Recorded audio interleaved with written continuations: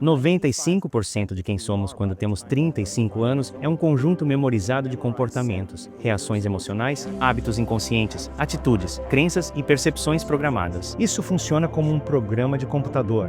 Então, uma pessoa pode dizer com seus 5% de sua mente consciente: eu quero ser saudável, eu quero ser feliz, eu quero ser livre. Mas o corpo está em um programa totalmente diferente. As pessoas pegam seus telefones celulares, eles verificam seu WhatsApp, verificam seus textos, verificam seus e-mails, verificam o Facebook, tweetam algo, fazem Instagram, verificam as notícias e agora se sentem realmente conectados a tudo o que é conhecido em sua vida. E então eles passam por uma série de comportamentos rotineiros.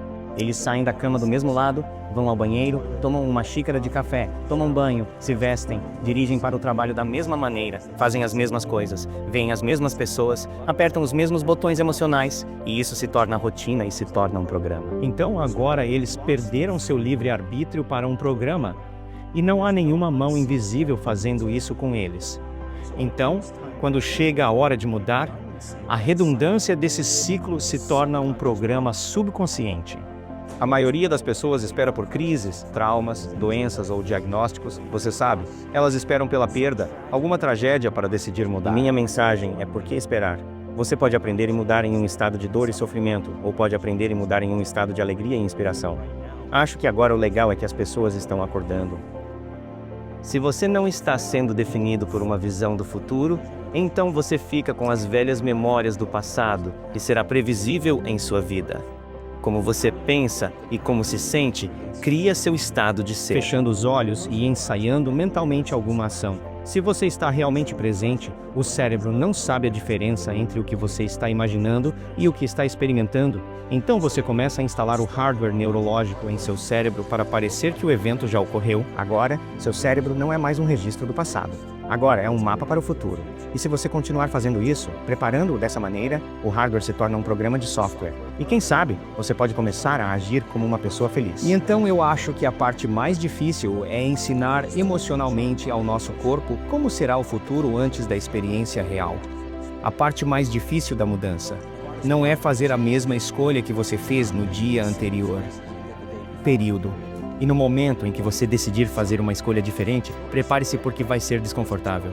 Então, se você pensa em 60 mil a 70 mil pensamentos em um dia, e nós pensamos, e 90% desses pensamentos são os mesmos pensamentos do dia anterior, e você acredita que seus pensamentos têm algo a ver com seu destino, sua vida não vai mudar muito porque o mesmo pensamento leva à mesma escolha. A mesma escolha leva ao mesmo comportamento. O mesmo comportamento cria a mesma experiência, e a mesma experiência produz a mesma emoção.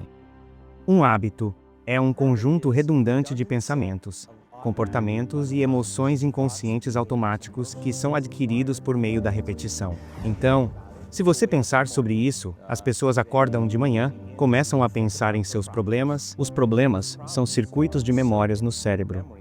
Cada uma dessas memórias está conectada a pessoas e coisas em determinados momentos e lugares. E se o cérebro é um registro do passado, no momento em que começam o dia, já estão pensando no passado. Cada uma dessas memórias tem uma emoção. As emoções são o produto final de experiências passadas. Então, no momento em que eles se lembram dessas memórias de seus problemas, de repente se sentem infelizes, tristes, com dor. Agora, como você pensa e como se sente cria seu estado de ser. Portanto, todo o estado de ser da pessoa quando começa o dia está no passado. Então, o que isso significa? O passado familiar, mais cedo ou mais tarde, será um futuro previsível. Então, se você acredita que seus pensamentos têm algo a ver com seu destino, e você não pode pensar maior do que como você se sente, ou os sentimentos se tornaram um meio de pensar. Por definição de emoções, você está pensando no passado. E na maioria das vezes, você vai continuar criando a mesma vida. Acho que o mais importante é que continuamos disparando e conectando esses circuitos. Eles se tornam mais conectados, então você tem um pensamento e então o programa é executado. Mas é a emoção que segue o pensamento. Se você tem um pensamento de medo, você vai sentir ansiedade. No momento em que você sente ansiedade, seu cérebro está verificando seu corpo e dizendo, sim, você está muito ansioso. Então você começa a ter pensamentos mais correspondentes iguais a como você se sente. Enquanto a redundância desse ciclo condiciona o corpo a se tornar a mente. Então, agora, quando chega a hora de mudar, uma pessoa entra nesse rio de mudança e faz uma escolha diferente e, de repente, não se sente da mesma maneira. Então o corpo diz: bem, você faz isso há 35 anos, você vai simplesmente parar de sofrer e parar de se sentir culpado e parar de se sentir envergonhado, e você não vai reclamar ou culpar ou dar desculpas ou sentir pena de si mesmo. O corpo está no desconhecido. Então o corpo diz: eu quero voltar ao território familiar.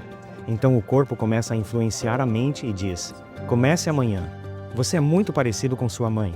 Você nunca vai mudar. Isso não vai funcionar para você.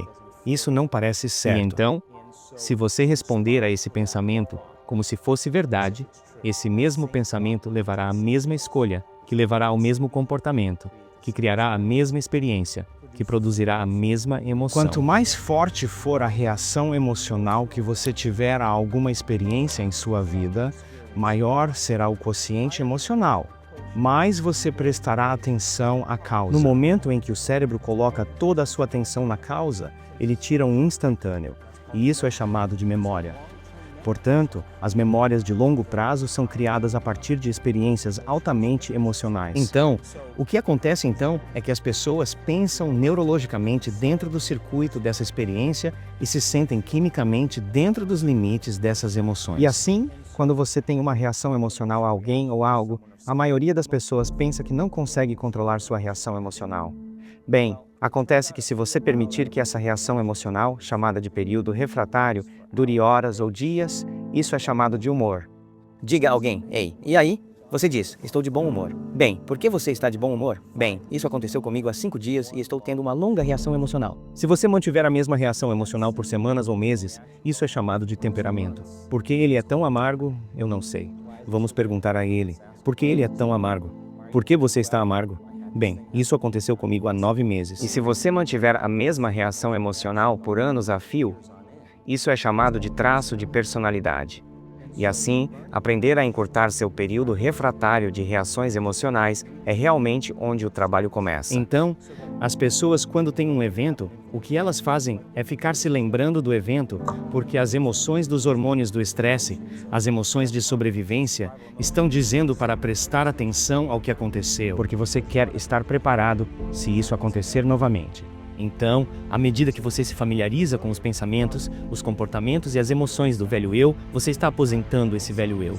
À medida que você dispara e conecta novos pensamentos e condiciona o corpo a um novo estado emocional, se você fizer isso várias vezes, ele começará a se tornar familiar para você. É tão importante, assim como um jardim. Se você está plantando um jardim, precisa se livrar das ervas daninhas. Você tem que pegar as plantas do ano passado e retirá-las. As pedras que peneiram para o topo, que são como nossos bloqueios emocionais, eles precisam ser removidos. O solo tem que ser amaciado e quebrado. Temos que abrir espaço para plantar um novo jardim. Então, principalmente, aprendemos mais sobre nós mesmos e os outros quando estamos desconfortáveis. Todos os organismos da natureza podem tolerar o estresse de curto prazo. Você sabe, um cervo é perseguido por um bando de coiotes. Quando ultrapassa os coiotes, volta a pastar e o evento termina. E a definição de estresse é quando seu cérebro e corpo ficam desequilibrados, fora da homeostase. A resposta ao estresse é o que o corpo faz inatamente para voltar à ordem. Então você está dirigindo pela estrada, alguém te corta, você pisa no freio, dá o dedo e então se acalma e o evento acaba e bum! Agora tudo voltou ao normal. Mas e se não for um predador que está esperando por você fora da caverna? Mas e se for seu colega de trabalho sentado ao seu lado e o dia todo você estiver ligando esses produtos químicos porque eles estão apertando todos os seus botões emocionais? Quando você liga a resposta ao estresse e você não pode desligá-lo. Agora você está indo para uma doença porque nenhum organismo na natureza pode viver em modo de emergência por esse longo período de tempo. É um fato científico que os hormônios do estresse regulam negativamente os genes e criam doenças, efeitos a longo prazo. Os seres humanos, devido ao tamanho do neocórtex, podemos ativar a resposta ao estresse apenas pelo pensamento. Podemos pensar sobre nossos problemas e ativar esses produtos químicos. Isso significa que nossos pensamentos podem nos deixar doentes. Então, se é possível que nossos pensamentos possam nos deixar doentes, é possível que nossos pensamentos possam nos fazer bem? A resposta é absolutamente sim.